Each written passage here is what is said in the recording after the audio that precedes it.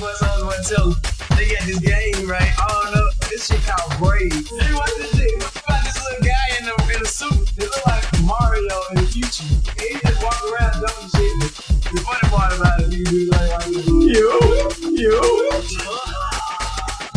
On release day, you start seeing the reactions of people on the internet. And for me, it was a very addictive thing because here I spent several years, working on this thing in isolation for the most part. And then suddenly it gets out and a lot of people, like tens of thousands of people played in the first few days. And you see that all over the internet. And for me, that was actually a very negative experience. They're not seeing the most important thing.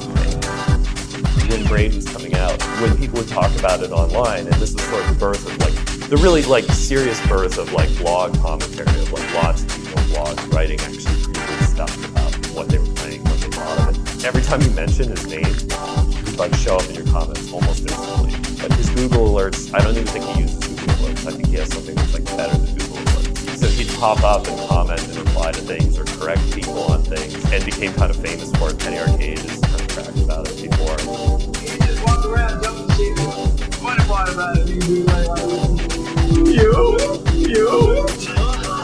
They're not seeing the most important thing. I found that there was this perception of me on the internet that was running away very quickly from who I think I am, and that was kind of disturbing.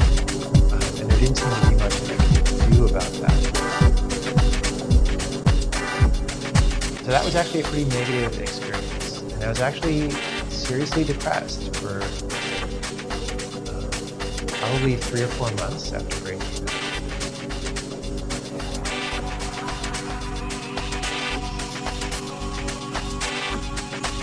When you work a long time on something really intricate like that, there's a hope that people are going to understand the things that you did, and that you'll have some line of communication with your audience. And some of the most demoralizing things were actually positive reviews of the game. The game would come out, and people would say, "Oh, this game's great, 9 out of 10, or 10 out of 10," and they'd say what's good about the game. this shit called Brave.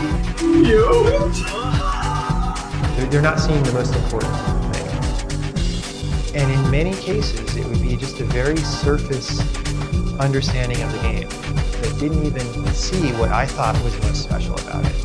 Not that many people understood. And that was a little bit heartbreaking in a way. It's like, oh, I visualized that I was going to have some kind of connection through this game. And they think it's great, but the connection isn't there because they're kind of living in a different world. They look like Mario in the future. He just walk around jumping shit. This shit called Brave. So they think it's great for some of the reasons that I do, but not for other reasons. They're not seeing the most important thing.